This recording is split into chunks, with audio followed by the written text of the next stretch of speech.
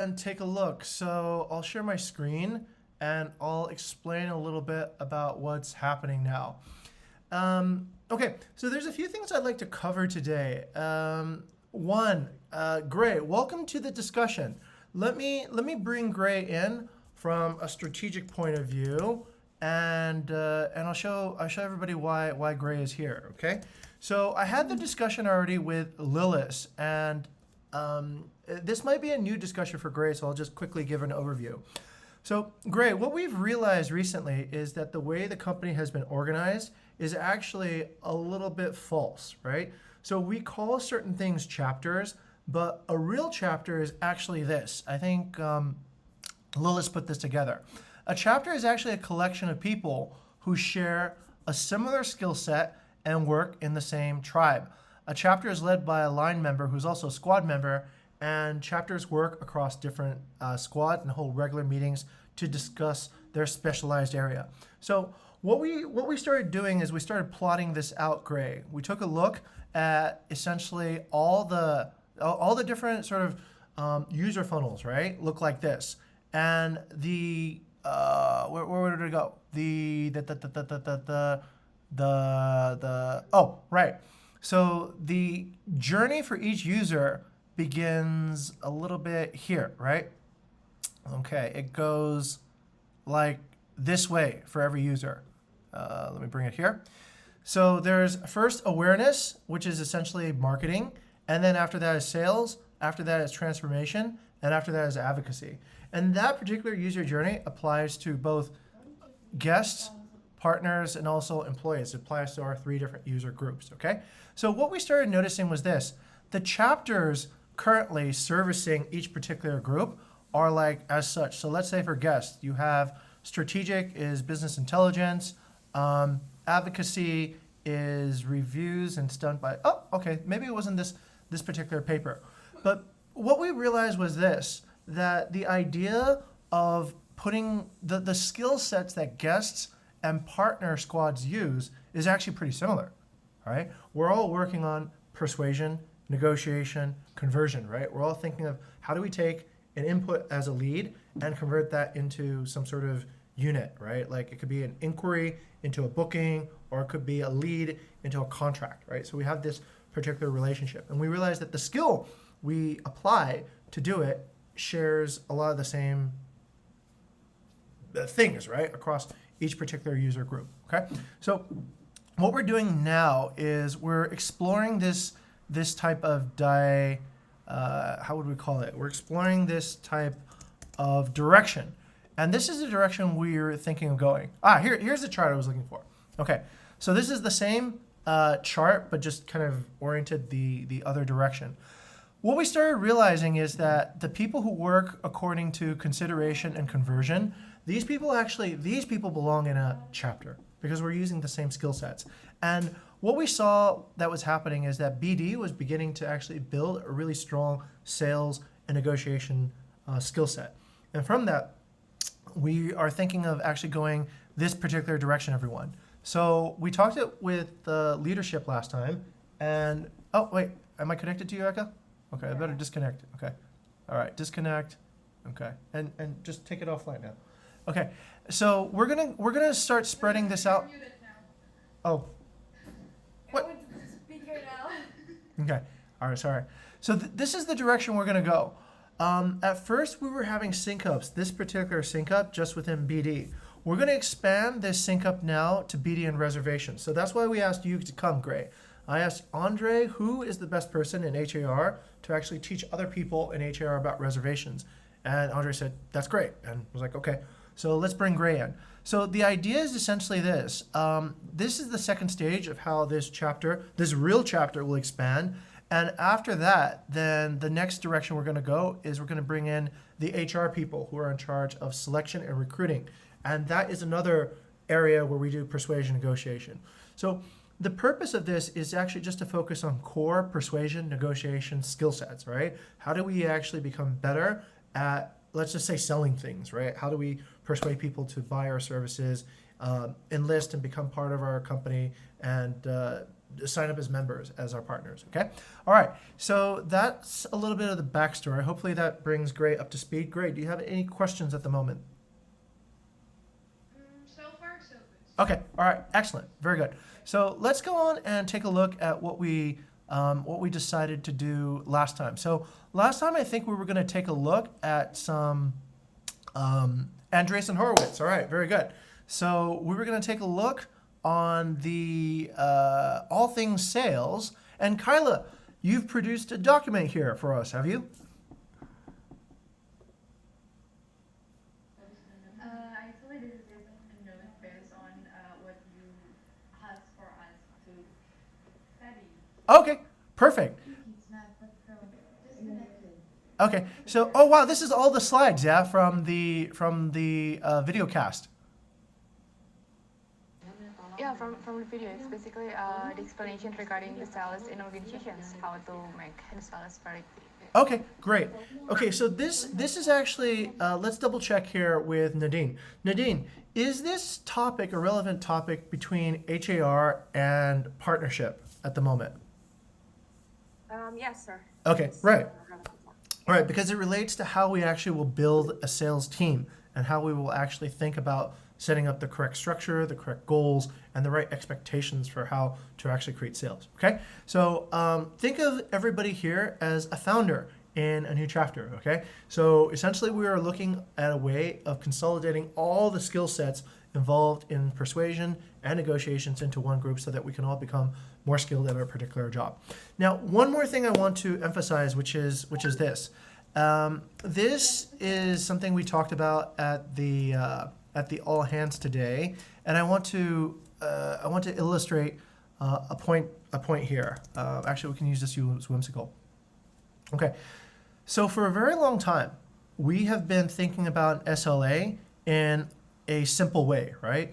So we've been thinking about SLA as something that we just get together to talk about the SLA in terms of the result, right? We think about the result, we think about the result. What is the result of your SLAs? So this forms the basis of most of our chapter meetings, our scrums, and our discussions around the result.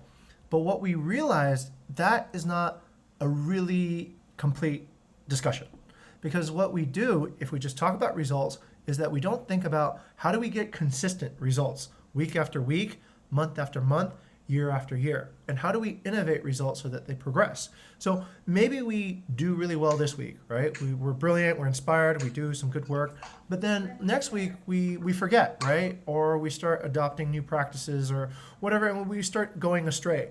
And we go astray for a few months and we realize our results aren't as good as we did before. So what do? We reinvent the wheel. We have another discussion about we need a stronger brand, or we need to have inquiry analysis, or whatever these things happen to be. And then we realize at a certain point, we're reinventing the wheel. We've already had this problem before, and we've already created a solution before. Why is it that we keep on creating new solutions? And so part of the problem is that we don't think of the asset, right? So it's not just about how do we have discussions to talk about results. It's really also to have discussions about the asset. And so this part is really important. What is the essential asset? The asset is a set of behaviors, is a set of guidelines, is a set of tools that we use in order to generate results. And this asset leads to essentially the optimization of the SLA through an optimization process, okay? So think of it this way in the future. The purpose of having these discussions is to go and write guidelines for how we will do sales, for how we will do persuasion, okay? Then new people, whenever they come by, they will essentially look at the asset. They will follow the guidelines to do their work, and these guidelines will essentially allow anybody to essentially pick up and learn the best practices right away, okay? So at the end of each particular discussion, we should reach, what we're trying to do is we're trying to find cases that will test or improve our guidelines. So we take a certain guideline, we go, does this case actually fit a guideline? Or do we even have a guideline for this particular case? If it's no, then we need to decide how to write a guideline for it. If it's yes, okay, then we can see, is the current guideline producing the best results? If the guideline isn't producing the best results, then that is where we innovate. We innovate by improving the guideline. And so the guideline almost becomes like a set of laws. It becomes a set of just common practices, and it brings everybody's level up to the same page, right? Orientation is all about learning the guidelines then. Do you learn the guidelines? Do you know the guidelines? And then when you see new people come into your chapter, you will feel hopefully inspired and delighted, because it won't take very long for them to essentially understand the practices. And this is what we do as a chapter. We constantly innovate the guidelines and this particular asset. Okay, does that part make sense for everybody? Let's go to Kyla real quick to double check. Yep. Okay. Good. Perfect. All right, so we have essentially now a kind of an understanding, but we lack structure at the moment, right? So where is the guidelines for sales and business development? Let's go to Wayana. Where is our guidelines for sales and business development right now, babe? In the paper. Which paper? This paper, right? Yes. Ah, okay, great. Yes, it's there. Very good, very good. Okay, so this is our asset, okay? This top section, the basics section right here, I guess created by Christabel? I don't know, maybe Christabel created this? Yeah, okay. And let's go to Kyla. Kyla, what is the history of how this section was formed? Okay, so basically we were once only have this paper as a discussion, so it's not a management paper. It was a discussion paper. So basically all of these, if you go down, you will see that some of the archive of sales and discussions. And yeah, that's basically a discussion. But after some time, then when we move to more formal ways, then we start creating this library, which conclude all of these. Excellent. Tasks or documents, general guidelines. Okay. Each like and everything. Very good, very good. Okay, so what we want to do at this point is we want to embed this type of structure, right? Or let's just say, well, let's use something that's even more simple. We want to embed this type of structure into our Dropbox paper, into our management document, right? We want to be able to analyze processes, look at the guidelines that produce those processes, then take a look at them and think about, do those actually create the right processes, and then think about how to improve the guideline. So what we're going to do is we're going to create essentially a template up here, and we're going to create essentially a few options, right? So at the end of every particular discussion, we should reach a decision on remove guideline, improve guideline, add guideline, and that's kind of it, right? That is the main purpose of every particular discussion. We look at it's like a database essentially, right? So we have a discussion about, let's say, strategic planning. And so maybe it's about sales teams and how to build sales teams, okay? So we go and we take a look and see, do we have actual guidelines on how to build a sales team? And we see that we probably do not. Okay, so that is essentially what we do at the end of the discussion. We go and we say, all right, we need to add this guideline and then put it in. Okay, so then every time when we actually have discussions, we're not having discussions based on a vacuum, out of nothing. We're always having discussions by looking at our old guideline, saying, does our guideline from the past actually serve our purposes? Is it complete? Does it inspire delight? Does it actually innovate? And if it doesn't, then the discussion should always be around how do we improve the guideline, okay? This idea about keeping the guideline very close to us will eliminate wasteful practices of having to retrain people, of having to reinvent the wheel every 6 months, and losing our track, right? So every time we have a discussion, it should be tied to the guideline. And then this idea then is essentially every guideline is how we actually activate our processes, right? And everyone should follow the guidelines. Or if you don't follow the guidelines, then please invent new guidelines that we should follow, and then improve the way that the team works, okay? So this, I think, is the magic formula of how we actually scale the team, how we go from 3-4 people to 5 to 10 to 25 to many, many more. It becomes easier if we have guidelines and people know what exactly they need to follow. Okay, So this is just a theory right now. Let's see if it works. Let's go to Kyla. Kyla, what you got? I want to ask something, sir. Mhm. Okay, if I may, I'm been curious about this scope of guidelines. Basically, in BD, we have certain guidelines regarding the practice of approaching leads, of doing the pitching, etc. But what is exactly these guidelines that you're talking about? Like, is that how we serve through the documents? Okay, very good question. So the guidelines I can see as a few things, Kyla. So let's talk about like something that we have already. So we have things like this, right? We have an evolutionary roadmap for the pitch. So these are essentially an example of guidelines, okay? The way that I would see that this works is this. We simply, let's say Gray wanted to join the BD team today. So we say, great, that's fantastic. All right, you're on the team. Well, all you need to do is, let's say Gray gets a lead, okay? So Gray gets a lead and she needs to pick a process, okay? So then Gray will then identify what type of lead this is, okay? So it'll show on the lead card what category the lead is. Let's say it's a category 2 lead. Okay, great. So Gray knows it's a category 2 lead. She's scheduled a meeting with the owner, and then now she will follow this essential formula, right? She'll go, okay, hey, Mr. New Owner, you probably think that I don't care that you have a property management company already, but I actually do. And I would like to know whether you're happy with your current management's performance. And then see what they say, right?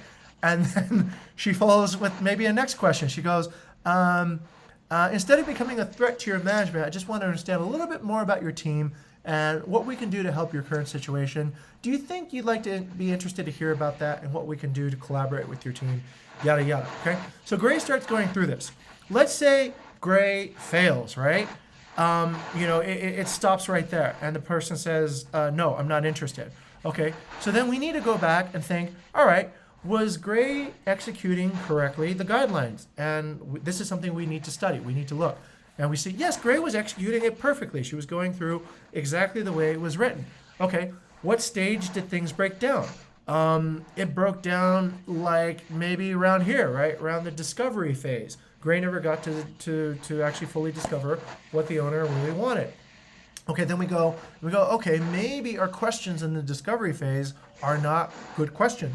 And so that is where we need to go back and rewrite stage 3 on owner category 2 and revise the guidelines. And then the next time we have a category 2, hopefully it will pass stage 3, right? So this is essentially that feedback process that we're talking about here. So Gray's process comes really simple, right? She just understands the process by looking at the guidelines. And then if the guidelines don't work, then that's where we have, Gray would then raise that at the discussion. She would say, I followed the guidelines, but it failed. And we go like, did you follow the guidelines correctly? Yeah, I understood it. And this is what I said. Okay, great. At what point did it fail?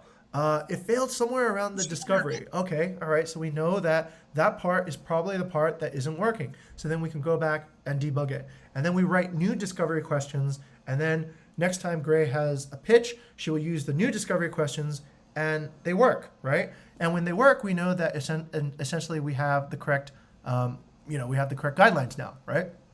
And we're all good to go. So that is the process of how we remove, improve, or add guidelines each particular time, okay? And through that, essentially, you don't need to, as leaders, it's really easy. You just tell them, follow the guidelines, right?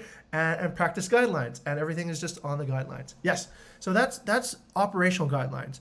But there's also other sort of expectation guidelines, like how do we actually create a good sales team? What should be, like, let's say the bonus for getting this, getting that. So these also become other guidelines as well. They become expectation guidelines, like how many people should be on a sales group? What should they do? And so when we reach, let's say, a leadership decision, let's say we get to like 15 people, we're like, do we have too many people on our team? What do the guidelines say about team size, right? So we go back to the guidelines and we read, oh, the optimum size of a group is 7. So we should probably split the group, right? Oh yeah, we should split the group. Or we realize, you know what, we're doing fine. We have 15 people and we're killing it right now. So maybe we need to rewrite the guidelines and say, the guidelines should now say that 15 people is fine, right? So there's gonna be all these type of guidelines that sort of come out. But once again, remember, it's not just about the results, it's about the result and the asset. If you don't ever want to go back and redo the result over and over again, we need to think about assets, which are things that sort of work for us instead of we have to constantly train. Okay, next step. I'm going to connect the dots, all right? So this is where it kind of connects to new people coming in. So before, when we had people come in the company, we would essentially just select them and they would go immediately to their mentors, coaches, and trainers for training, right? We call this pairing, onboarding, whatever it was. But it's difficult, right? Because you gotta teach people all this stuff, and then you gotta look for their mistakes, and it's just such a pain. So what we have thought is we need this. We need a self-learning system so that people can teach themselves. Well, guess what? That's what the guidelines are for, right? So when we have guidelines, people can teach themselves. And all we need to do is to create a set of quizzes and tests at the end to just make sure they understood things, right? Give them a few trials, and that can be the trial program. It becomes very simple. It's like, here's a list of inquiries that we get. Here are the guidelines. Now answer these inquiries and let's see what you wrote, right? And then when they write something that isn't right, you go, you didn't follow the guideline, right? Did you have a better idea? No. Okay, then follow the guideline. Oh, you had a better idea. Great. Okay, maybe we need to change the guideline. So it doesn't kill innovation. It allows better ideas to improve the guideline. Worse ideas just follow. But at least it keeps the performance now at a constant level, not having all these different types of ways that this can happen. Okay. So I'm trying to connect the dots here. Kyla, does that make sense now? Yes, perfect. Thank you, sir. Okay, excellent. All right, let's go over to Great. Great. How do you feel about this?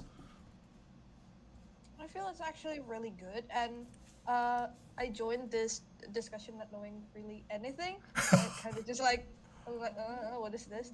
But now that I see it, I realized that HR actually doesn't have something like this, and it kind of maybe I should make something like this for the inquiry stuff.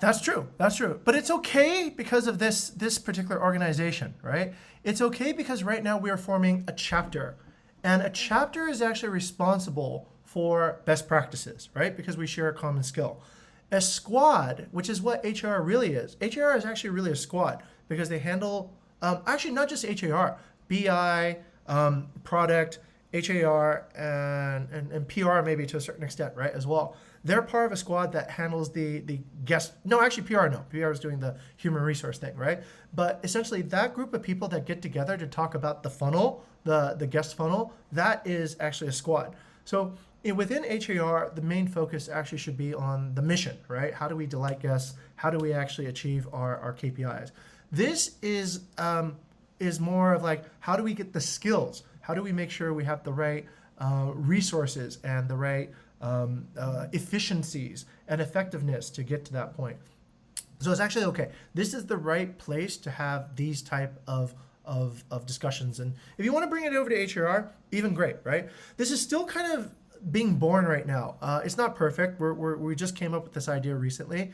I don't have it all figured out yet, but we can go in this direction for a little bit, right? Or no, we're going to go in this direction, and we're going to develop it as it goes. And I think when it's fully formed, it's going to be super effective, right?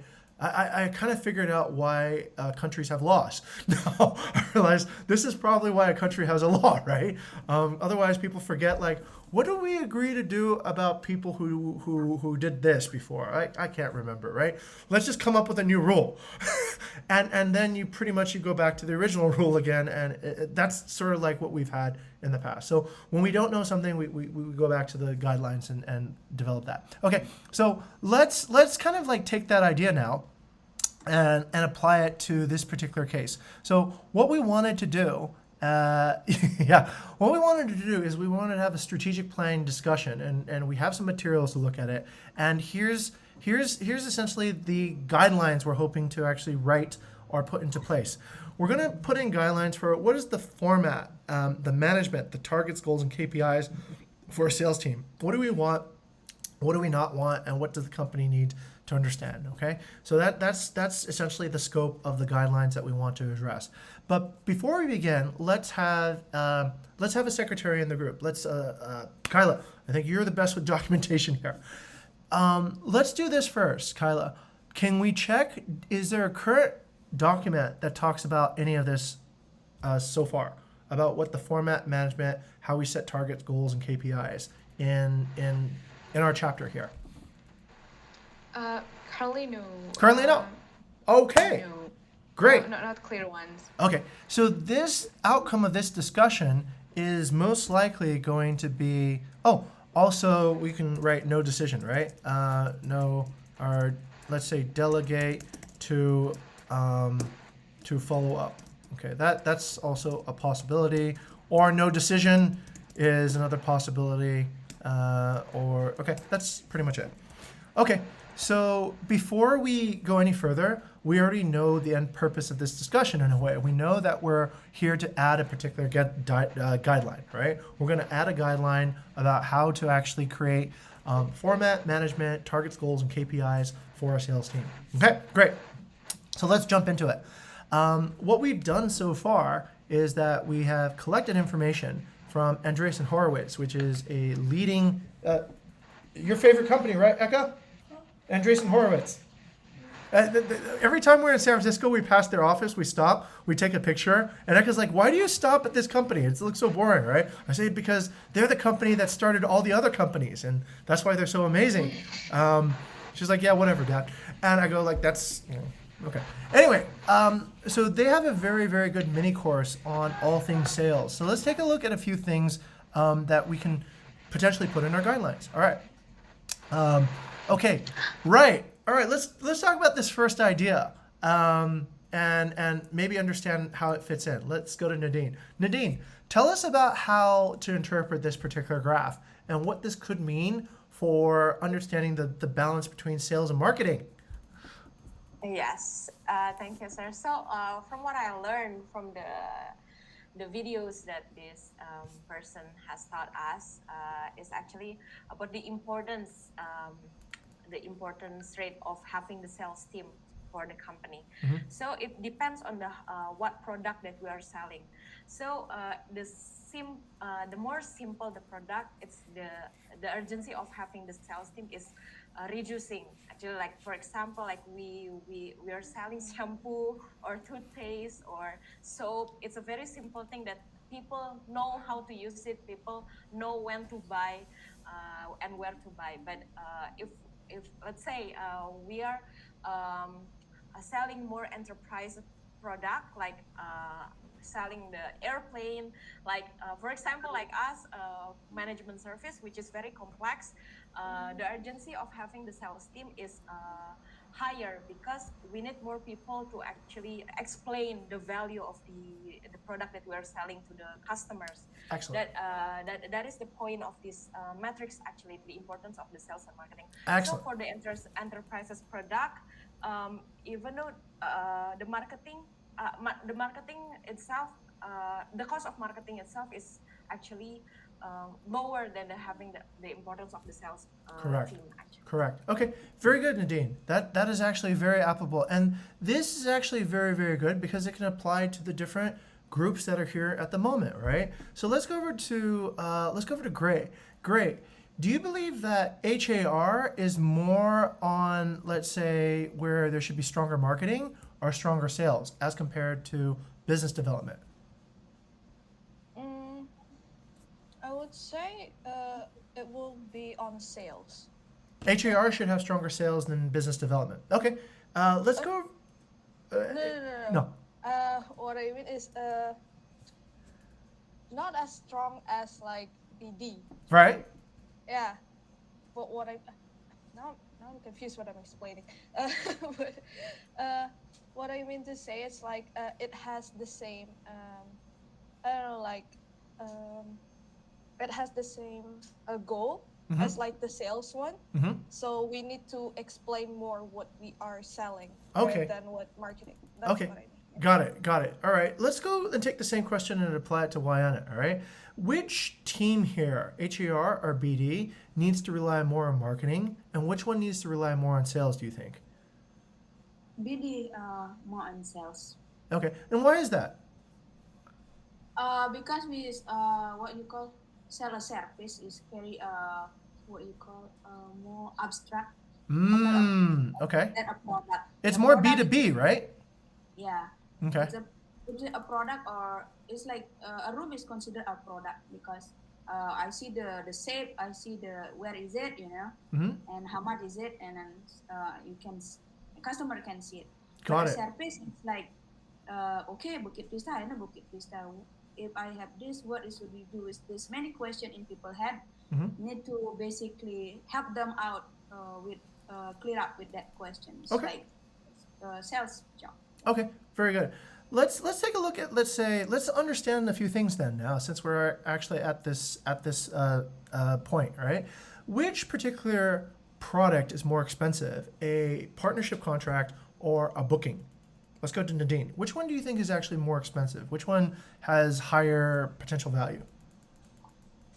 Partnership, sir. Okay, and why is that, Nadine? Why is a partnership contract, let's say, more dollar, and a booking fewer dollars? Because it's including the investment for, it's a long-term contract. It's a long-term partnership that can produce more revenue than Right. have a deal for one booking, right? Right. Okay, so it's like a subscription service, right? Yes, And yes. these things are very actually important for you to recognize. You'll see this happen when people attempt to market to you. Okay, so I'll give you an example. I went to Costco the other day, which is a wholesaler, and they were giving away they were selling membership cards. And they were selling membership cards for pretty cheap, I thought, right? They were saying, here's a $120 membership card. It's $60 more than the regular membership card, but we'll give you $60 today, all right? And we'll give you cash back. And we'll do all these things for you. And I was like, wait a second, why would I ever buy the $60 card? And they were like, yeah, why would you buy the $60 card? And then I thought about it. I was like, oh, I get it. Because I get $60 off on the first year, but not on the next year and the year after that and the year after that and the year after that. And if you go to Costco, they sell you groceries and you're probably not going to stop eating, right? So when they sell you that membership card, they're thinking your lifetime value, right? Not like they're not trying to earn $60 from you today. They're trying to earn $60 from you the next 60 years of your life, right? So that whatever that is, right? Times however long you're going to live. Okay, so there is that idea behind a contract, and that's why certain contracts are so valuable. Think about like a mining contract, right? You get to dig gold out of the ground for 50, 60 years, right? So it's not just how much you produce today, it's how much you produce over a long period of time. So these things are generally a little bit more complex, and they need high touch, right? Because people, they know that. They know that when they choose a management company, it's not just like, oh, if they suck, then, I'll just go next door and pick out another one, right? It's something that they've, are probably going to have to commit to and get into there. Okay, so it is a B2B product. It's multi-product, kind of. Yeah, we have many choices, right? But we have actually more choices on our booking side. So that analogy is not 100%, but okay. And this also tells us something about expectations now, right? So this type of balance now between marketing and sales, it should be like a little bit higher, I think, marketing in HAR and a bit less on reservation. So when somebody comes to you, they should already kind of be really ready to purchase, right? Ideally, because it is that's the balance there. But for our side, we have marketing, but we still know that it probably will never be enough, right? Just to rely on marketing to get a contract signed. It would be great. I mean, that would be fantastic, but very few people, I think, would make these long-term decisions based on just marketing, okay? Okay, so we have some expectations now. Maybe we can actually create like some guidelines, right? Okay, so our first guideline could be perhaps HAR, heavier on marketing, lighter on sales, and then BD is probably heavier on sales. Sir, I have a comment. Yes. Actually, for now situations, we can say that HR also need to have a heavier sales, because if we have a look to the second matrix, Yeah. there's the market segmentations, right? Uh-huh. The more little the market is, the more enterprise it is, the more importance of the sales team. So if we can see that our guest right now, our market in Bali is little, not as big as the previous market, right? So it becomes the need of the sales Excellent. team is actually higher. Excellent. Okay. Okay, I get that. I get that. Let's pass it over to Kyla. What do you think about that?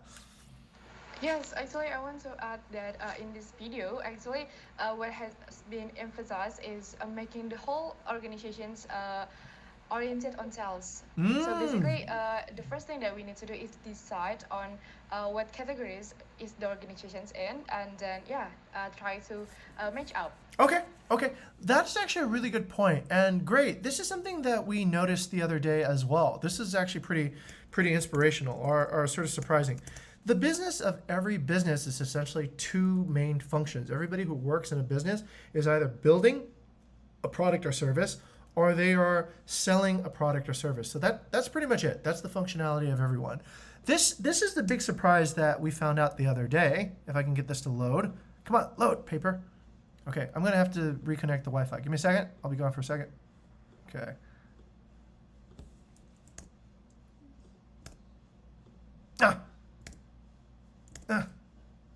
Okay, sorry about that. Probably disappeared for a second, but let me load this Wi-Fi. Okay, so this is something surprising that we noticed. We noticed that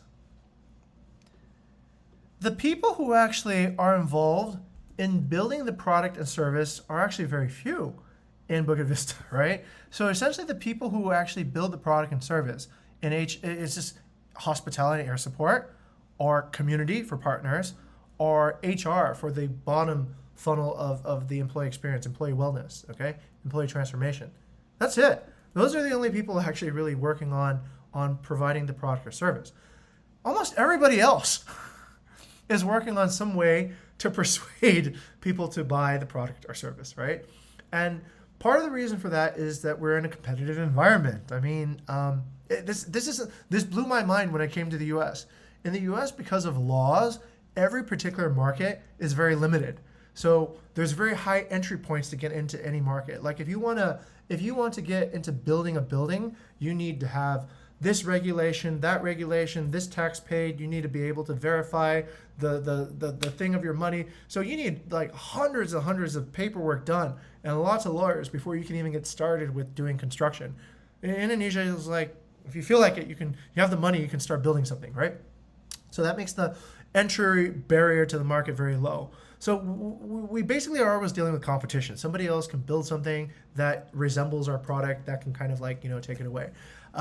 This is more similar to the way the wine industry works in California, right? Like anybody can start a winery, just like anybody can start a villa in Bali. So most of the energy around wines is around wine marketing. If you look at the budgets of wine making versus wine marketing, it is probably 80% of the budget on marketing and 20% on actually the making.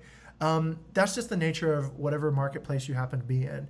If you're in the marketplace for, let's say, something very rare, I don't know, space satellites, right? You probably don't need to do any marketing at all, because if somebody wants a space satellite, they will just go to the top 3 companies that sell these things, and your customer will find you, right? So in those particular markets, you can spend more of your time on the product and a little bit less on the sales. But Kyla is correct. We essentially have a lot of people who are essentially involved in one way or the other sales, right? So this is a culture we need to build up in the rest of the company. And that goes back to what Nadine just said. Yes, we don't have we have a condition right here where we are dealing with very few inquiries, and that actually makes it more like an enterprise business. And I got one more thing that will blow your mind, right? So this just in, news that just came in.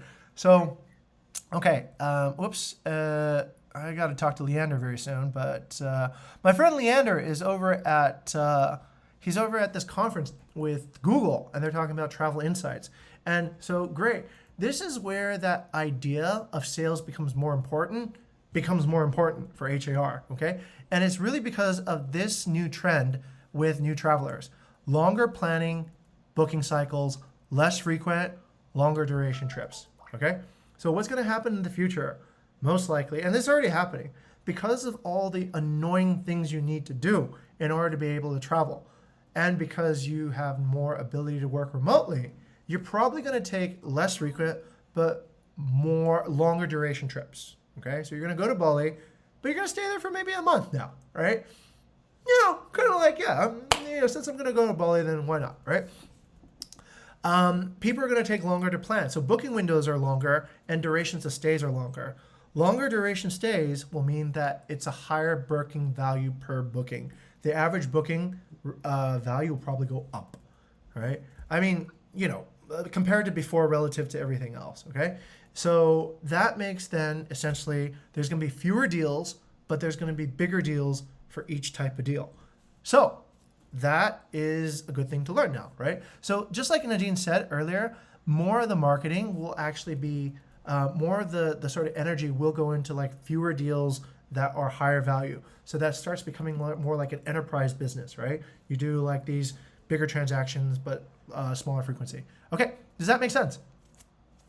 And I'm sure if you ask BI, they would probably tell you the same thing. Most of our money probably comes from long-term guests staying in big luxury properties right now, right? So that sort of is reflected in the trend. Okay, so this needs a correction. So HAR should be lighter on sales, but due to longer stays and less frequent trips, sales is more akin to an enterprise situation. Okay, all right, so we understand that now. Let's see. All right, this is actually a really interesting diagram, Nadine. This tells us a few things now, Nadine, right? About why we chose to rely on Airbnb and not on Facebook and the website before, right? You know, you'd always have people saying, hey, Jing, why don't you actually get your website working? Why don't you actually get more direct bookings, right? But based on understanding this diagram, Nadine, why would we choose a strategy of relying more on OTAs and less on, you know, independent leads that we develop ourselves off the website?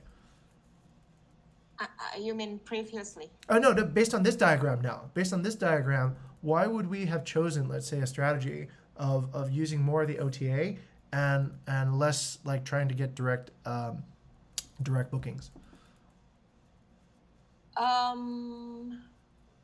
think because previously we have the very settled market and it's a big market, right? And then it does. We don't have to put much effort to getting the customers That's right. To come, right? It's more like freemium.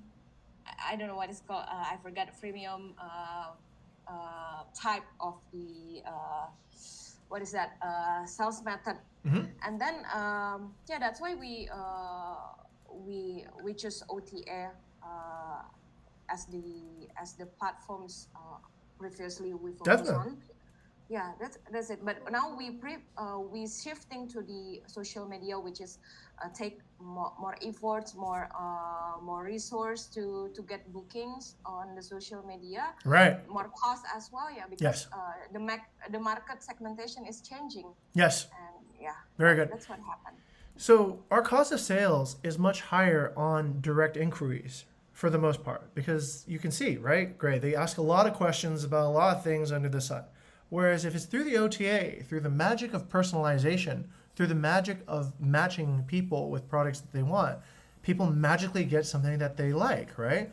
Well, why do they get that? Because, well, Airbnb, Booking.com they look at all kinds of information about you. They look at your past history of travel. They look at like, what have you booked before? What was your budget before? They understand these trends, and so they can personalize the search and find you something that you're more likely to book right away, right? On the first click, you're like, oh, hey, that's perfect. How did Booking.com know that would be my first result?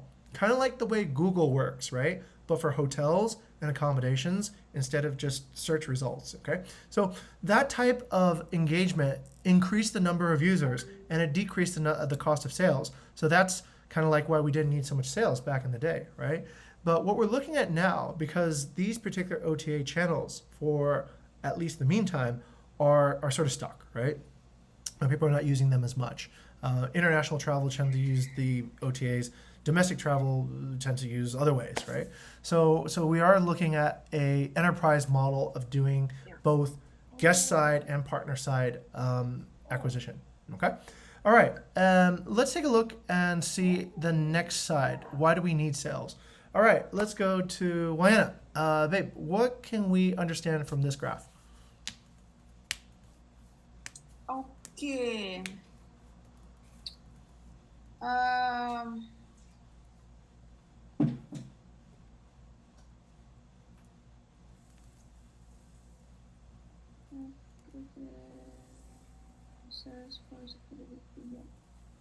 So basically, if we have how many max customers and if target customers and sales, and then what is to measure the sales productivity gap? Yes. Okay. So what we're looking at here is essentially what is the cost of each customer, okay? If we want to actually, let's say, every customer that we bring in is going to cost the company some amount of time, salary, energy to go and acquire that customer, okay? So we essentially have two lines here. We can use a freemium model, which is like Wikipedia, okay? Wikipedia has no sales force. There's no salespeople at Wikipedia. Actually, they collect donations. But generally thinking, there's no sales force at Wikipedia. There's no sales force at WhatsApp, right? It's free pretty much to use except for certain cases, right? So these are all freemium models. You don't have a sales force, so your cost of customer is pretty low. Your cost of every new customer is essentially how much more database space does each customer need, right? How many more gigabytes of storage will they need? How much more, whatever. These resources are generally fairly cheap, right? They're just computing resources up on the cloud. But if you have a sales force now your cost goes up a lot, right? If you use a sales force, yes, you can get more customers, of course, but your cost of each sale also goes up much more dramatically. So you essentially have this gap, and that's what you have to decide with the size of your sales force, right? The bigger your sales force, the more cost per customer you're going to incur. People have base salaries, you got to pay more commissions, all these type of things, right? Or you can go with a freemium model, which is you have no sales force, you have no salespeople at all, just rely purely on marketing to do it, and keep it that way. So most businesses are somewhere in the middle, right? They will pick like some sort of moderate sales force, and that will essentially mean this productivity gap here.